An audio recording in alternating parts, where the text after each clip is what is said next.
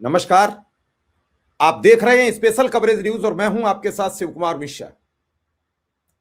महाराष्ट्र नगर निगम के चुनाव के तत्काल बाद देश के चर्चित अधिवक्ता, जाने माने वकील कपिल सिब्बल, जो पूर्व केंद्रीय मंत्री रह चुके हैं, मौजूदा राज्यसभा के सांसद हैं, पूरे सबूत लेकर आए हैं क्या हुआ है महाराष्ट्र के चुनाव में, कैसे महाराष्ट्र का चुनाव हाईजैक किया गया, कैसे बिहार के चुनाव में खेला किया गया। अब आने वाले दौर में तमिलनाडु, केरल, पुडुचेरी, बंगाल, इन राज्यों में 2026 में चुनाव है। भारतीय जनता पार्टी एक नई मशीन लेकर आ गई। भारतीय जनता पार्टी नया सिंडिकेट लेकर आ गई। इन सब से कैसे निजात मिलेगी? कपिल सिब्बल ने सीरियल से कि 2022 से पहले महाराष्ट्र में बीजेपी की स्थिति क्या थी, अब जो चुनाव जीते हैं उसमें हैसियत क्या है, कितनी सीटें पहले थी, शिवसेना टूटी तो शिवसेना टूटने से कितना फर्क पड़ा उद्धव ठाकरे की सेहत पर, कांग्रेस कहां है, बीजेपी ने ये पूरा गेम का कुचक्र खेला, इस कुचक्र में किस किस को कुचला गया, किस पार्टी की का हैसियत बची। महाराष्ट्र के नगर निगम चुनाव में कैसे विकराल जीत की ओर बीजेपी अकेली बढ़ी, कैसे शिंदे को तटस्थ किया गया, कैसे पवार परिवार को नेस्तनाबूद किया गया। एक एक तथ्य, एक एक सबूत उन्होंने इस प्रेस कॉन्फ्रेंस में रखा है। और कपिल सिब्बल जी ने जैसे ही प्रेस कॉन्फ्रेंस की है, हम तत्काल आपके समक्ष लेकर हाजिर हैं और इस पूरे प्रेस कॉन्फ्रेंस को देखें। हो सके तो लाइक शेयर करें और मेरे चैनल को सब्सक्राइब कर ऐसी बेखौफ खबरों को पाने के लिए बेल आइकन बटन दबा दीजिए। चलिए सुन लीजिए क्या कहा कपिल सिब्बल जी ने। नमस्कार। अभी हाल ही में बॉम्बे म्युनिसिपल कॉरपोरेशन के जो चुनाव हुए उसके नतीजे हमारे सामने आए। ये चुनाव कुछ संकेत देते हैं महाराष्ट्र के लिए भी और जो राष्ट्र स्तर पे जो इलेक्शन है वहाँ भी। सबसे पहले तो दर्शकों को ये बता दें कि जो बॉम्बे म्युनिसिपल कॉरपोरेशन जो एनुअल बजट, सालाना जो बजट है, वो लगभग 74,000 करोड़ का है।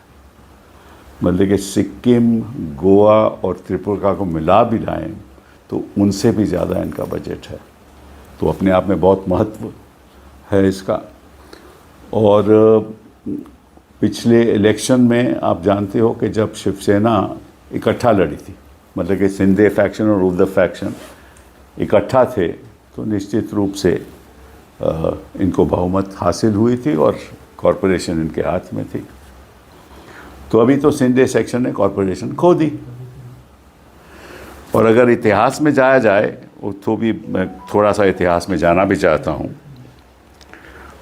2012 के इलेक्शन में, कॉरपोरेशन के इलेक्शन में बीजेपी को केवल 31 सीटें मिली थी। 2017 में 82 मिली और 2026 में 89 मिली। और शिवसेना को पहले 75 मिली थी, उसके बाद 84 मिली। कांग्रेस को 52 मिली 2017 में, फिर 2012 में फिर 31 मिली 2017 में और फिर 24 मिली। तो इनका ग्राफ घटता जा रहा है कांग्रेस पार्टी का। और क्योंकि शिवसेना में स्प्लिट हो गया तो उनका ग्राफ भी घट गया। और एनसीपी की 2012 में 13, फिर 9 2017 में, फिर 3। और एमएनएस की 28, 7 और 6। मतलब कि एमएनएस का ग्राफ कम थी, एनसीपी तो लगभग ख़त्म ही हो गई जहाँ तक कॉरपोरेशन का सवाल है। कांग्रेस का घटा, ग्राफ घट रहा है। और शिवसेना जो शिंदे फैक्शन है उनको केवल 29 सीटें मिली हैं कॉरपोरेशन में और इनको लगी हैं 89। तो नुकसान किसका हुआ? सभी का नुकसान हुआ, फ़ायदा बीजेपी को हुआ। और बीजेपी की ये इलेक्टोरल स्ट्रैटेजी रही है, पहले पास उसके बाद बनवास। और राष्ट्रीय स्तर पे आप देख रहे हो कि यही इनकी स्ट्रैटेजी रहती है। हरियाणा में क्या हुआ, ये करते क्या है कि जहां इनको लगता है कि हमारी कोई लोग हमें मानते नहीं हैं, लोग हमें वोट नहीं देंगे, तो एक छोटी छोटी पार्टियों के साथ ये समझौता कर लेते हैं। जैसे हरियाणा में लोकदल के साथ किया, अब उनको मार्जिनलाइज कर दिया, सत्ता में आ गए, अब उनको मार्जिनलाइज कर दिया। जहां इनका लड़ाई है डायरेक्टली कांग्रेस के साथ, वहां ये कहीं नहीं किसी के साथ ही करते, कोई समझौता नहीं करते किसी के साथ। इसीलिए ये उत्तर प्रदेश में समझौता नहीं करते, क्योंकि इनको मालूम है करते हैं तो इनडायरेक्टली करते हैं, मतलब कि धमकी देकर और ईडी पीछे करके और केस उनके बना के, तो कहते फिर आप देख रहे हैं कि कोई ऐसी पार्टियां हैं वो सपोर्ट करती हैं, क्योंकि उनको कोई और चारा भी नहीं है। तो वहाँ ये ऐसे सपोर्ट लेते हैं, क्योंकि उनको मालूम है कि उस सपोर्ट के साथ इनको बहुमत मिलेगी। जहाँ तक बिहार का सवाल है, आपको मालूम है उन्होंने क्या किया। जेडीयू के साथ होकर ये अब मेजर पार्टी, मेजर प्लेयर बन गए और अब उनको मार्जिनलाइज कर देंगे। लेकिन ये काम ये करते नहीं है। राजस्थान में 1 to 1 है, वहाँ हिमाचल में 1 to 1 है, मध्य प्रदेश में 1 to 1 है, वहाँ तो कोई इशू है नहीं। अब ये कोशिश करें कि किसी तरीके के साथ हमारा फुटहोल्ड तमिलनाडु में हो जाए। तो इन्होंने बड़ी कोशिश की, पर तमिलनाडु की पॉलिटिक्स थोड़ी अलग है, क्योंकि वहाँ बैकवर्ड कम्युनिटीज़ बहुत हैं। तो वहाँ ये अब टेम्पल पॉलिटिक्स इन्होंने शुरू कर दी, मतलब कि मंदिर की पॉलिटिक्स शुरू कर दी। वहाँ के जो प्रीस्ट्स हैं उनको ये उत्तर प्रदेश ले जाते हैं और ये सब करने। तो इनको मालूम है कि किसी तरीके से वहाँ इनको फुटहोल्ड मिलता नहीं है। और बंगाल में ना तो कम्युनिस्ट इनके साथ जाएंगे ना कांग्रेस जाएगी, तो वहाँ तो इनको लड़ाई करनी पड़ेगी, वहाँ भी इनको प्रॉब्लम हो गई। केरला में तो है ही नहीं, तो वहाँ भी इनको प्रॉब्लम हो गई, ठीक है ना। और आंध्रा में बिकॉज कांग्रेस का वर्चस्व कम हो गया था, तो निश्चित रूप से इनको सीधी लड़ाई करनी पड़ी बीजेपी को, वहाँ भी इनका। और मैं कुछ कहना नहीं चाहता कुछ और दलों के साथ कि इनका मतलब कि थोड़े बहुत समझौता है। तो लबो-लबाब ये है कि जहाँ इनको दिखता है कि हमारा, जैसे पंजाब में अकालीस के साथ जाते हैं लेकिन उनका कोई फ़ायदा नहीं हुआ, तो जहाँ इनका फ़ायदा होता है फिर उसी पार्टी को ये मार्जिनलाइज कर देते हैं। तो ये संकेत ऑपोजिशन को जाना चाहिए कि अगर तुम समझौता करोगे, आप सत्ता में तो आ जाओगे, अब डिप्टी चीफ मिनिस्टर बन जाओगे, लेकिन आपका जो फ्यूचर है वो ख़त्म हो जाएगा। आप मुझे बताइए अजीत पवार का क्या फ्यूचर रहा? देखो, ये जनता भी नहीं चाहती कि इस किस्म की पॉलिटिक्स हो। पहले आप किसी और के साथ, अब किसी और के साथ, ना इधर ना उधर। फिर जनता पूछती है तुम हो किधर? सवाल तो ये है ना। तो 3 सीटें आई इनकी पवार ग्रुप की कॉरपोरेशन में। कहाँ के रहे ये? नुकसान अपना करा लिया, फ्यूचर अपना बर्बाद करा लिया। और शिंदे का भी यही हो रहा है। अभी होटल में जा रहे हैं सभी उन्हीं के लोग, क्योंकि ये तो उनको मालूम है कि ये तोड़ते हैं, ख़रीदते हैं, निचोड़ते हैं, फिर इनको कहते हैं कि अच्छा ये कर देंगे वो कर देंगे। बाकी पीछे पर्दों के पीछे क्या होता है ये तो हम अनुमान ही लगा सकते हैं, लेकिन जो पहले हुआ है वो दोबारा होगा। तो होटल में रखना पड़ रहा है शिंदे जी को अपने सारे जो काउंसलर जीते हैं, और मेयर बन नहीं सकता जब, क्योंकि 227 की जो कॉरपोरेशन है उसमें से 114 चाहिए और भाजपा के 89 हैं, तो उनको तो चाहिए ना। और विदाउट सपोर्ट शिंदे फैक्शन की। अच्छा, अब शिंदे फैक्शन मेयर चाहती है, क्योंकि पहले भी उनका पिछले चुनाव में भी शिवसेना की बहुमत थी, उस समय तो इकट्ठा थे उद्धव जी के साथ। लेकिन एक और बात प्रूव हो गई कि अगर शिवसेना को देखा जाए तो शिवसेना उद्धव की है, उद्धव जी की है, शिंदे की नहीं।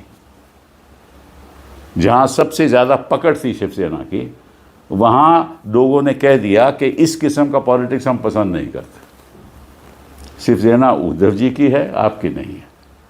और इस किस्म की अपॉर्चुनिस्टिक पॉलिटिक्स करोगे, अवसरवादी पॉलिटिक्स करोगे, तो निश्चित रूप से जनता पहचान जाती है।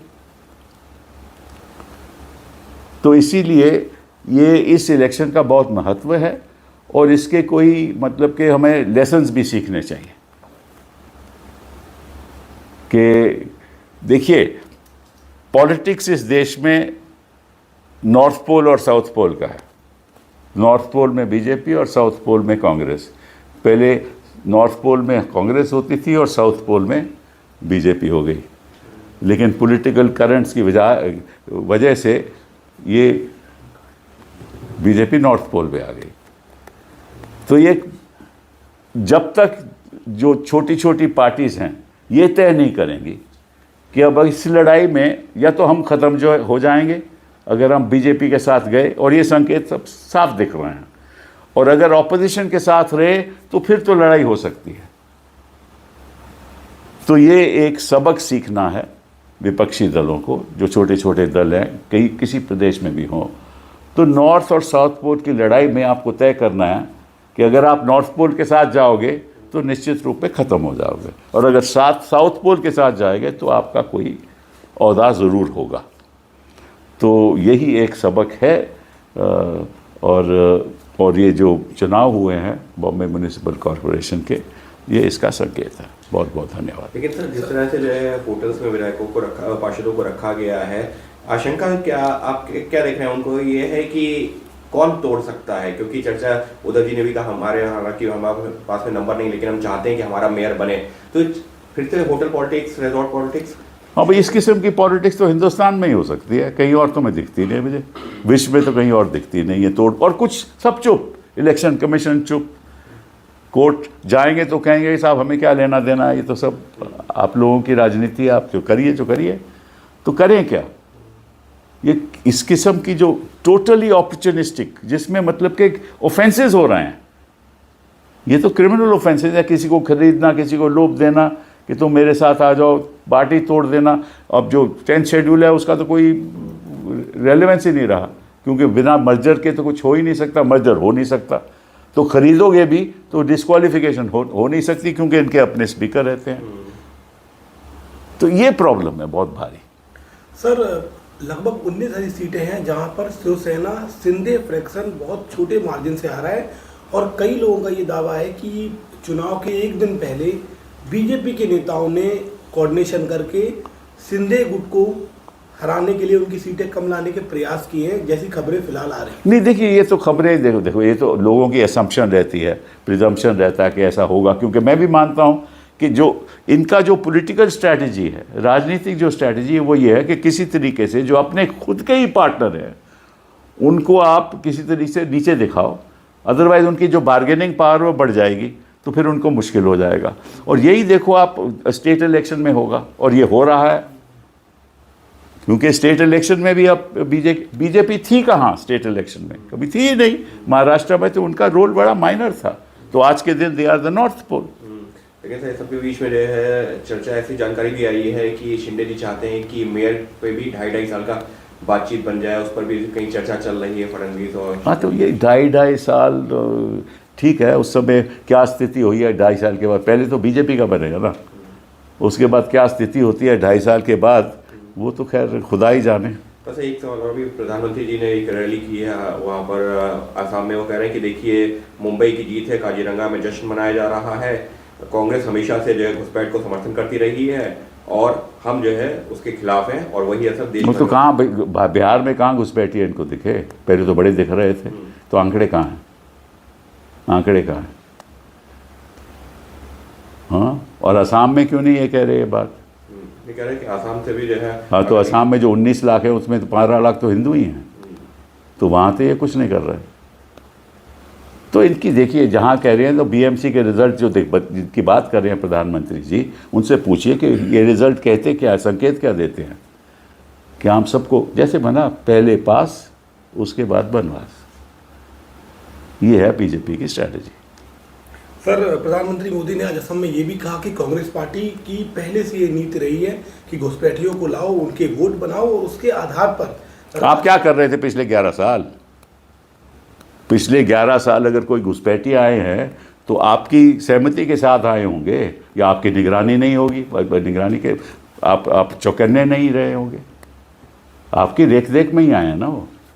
तो पूछिए, हम उनसे, आप प्रधानमंत्री जी से पूछना चाहते हैं कि आप ये तो पहले बताइए देश को कि कितने घुसपैठिए पिछले 11 साल में आए और कितने घुसपैठिए उसके पहले आए, और अगर उसके पहले आए तो आपने 11 साल में काम क्यों नहीं किया उनको निकालने का? ये सवाल तो इसका जवाब तो मिलना चाहिए ना, देश को मिलना चाहिए ना। तो 11 साल तो चुप रहो, जब चुनाव है तो आप कहो कि घुसपैठिए हैं। पिछले 11 साल में आप क्या कर रहे थे? आपके पास कोई आंकड़े हैं घुसपैठियों के? ये तो बता दीजिए। पिछले 11 साल में आपने कोई ऐसी कार्रवाई चलाई जिससे पता चले कि कितने घुसपैठिए आए हैं? तो आपने जो है यूपी का भी जिक्र किया, मायावती जी भी सामने आई हैं, उन्होंने कहा है कि पीडीए के ऊपर भी निशाना साधा कि आपके से दलित और ब्राह्मण जो है हमारे साथ में आएगा, और मायावती जी इस बार जो है ज़्यादा एग्रेसिव नजर। ये दलित ब्राह्मण ये सब पॉलिटिक्स तो यही लोग कर सकते हैं भैया। हम तो राष्ट्र के स्तर पे पॉलिटिक्स करना चाहते हैं। हम तो चाहते हैं कि देश की तरक्की हो। इस किस्म की पॉलिटिक्स देश को कहीं नहीं ले जाएगी। ये हिंदू मुस्लिम, ये ब्राह्मण दलित, इस किस्म की पॉलिटिक्स देश को आगे तो नहीं ले जाएगी। ये तो मेरा मानना है। हमारे जो बुज़ुर्ग लोग थे जिन्होंने स्वतंत्रता हमें दिलाई, वो भी यही कहते थे। गांधी जी भी यही कहते थे। गांधी जी के तो ये भक्त हैं ना। और सरदार पटेल क्या कहते थे मालूम है आपको? उन्होंने कहा था, और ये मैं स्पीच आपको बता सकता हूँ, उन्होंने कहा था कि जो मुसलमान हैं हिंदुस्तान के, उनका यही घर है, आपको ये देश को उनके साथ ही चलाना होगा। ये पटेल साहब कहते थे। तो ये तो कहते हैं कि हम पटेल जी की प्रशंसा करते हैं और जो उन्होंने कहा उसको नज़रअंदाज करते हैं। इनकी पॉलिटिक्स तो पॉलिटिक्स है ही नहीं ना। इनकी तो पॉलिटिक्स है कि किसी तरीके से सत्ता इनके पास होनी चाहिए।